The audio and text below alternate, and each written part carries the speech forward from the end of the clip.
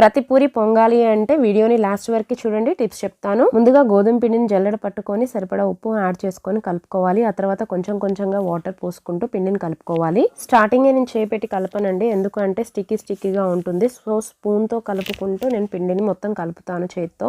Tip number 1, chapati పిండి లాగా పిండిని సాఫ్ట్ గా కలుపుకోవద్దండి, కొంచెం గట్టిగా కలుపుకోవాలి. పూరిని రోల్ చేసేటప్పుడు పొడి పిండి కాకుండా ఆయిల్ ని యూస్ చేసి చేసుకుంటే పూరి కాల్చుకునేటప్పుడు మనకు ఆయిల్ నల్లగా అవ్వదండి. పూరి పిండి సాఫ్ట్ గా కలిపితే మాత్రం పొడి పిండినే యూస్ చేయండి. పిండిని నూనెలో వేయగానే పైకి తేలాలండి, అప్పుడు ఆయిల్ పర్ఫెక్ట్ గా ఉన్నట్టు పూరి కాల్చుకోవడానికి. పూరి పొంగడానికి పిండి కలుపుకోవడం ఎంత ముఖ్యమో ఆయిల్ హీట్ చేసుకోవడం కూడా అంతే ముఖ్యమండి. పూరీలు అన్ని చేసేసిన తర్వాత మనం కాల్చుకుంటామండి, అప్పుడు కూడా పూరి పొంగాలి అంటే ఆయిల్ వేడిగా ఉండాలి. పూరి పొంగకపోతే నూనె వేడి అనేది సరిపోవట్లేదు అని అర్థము.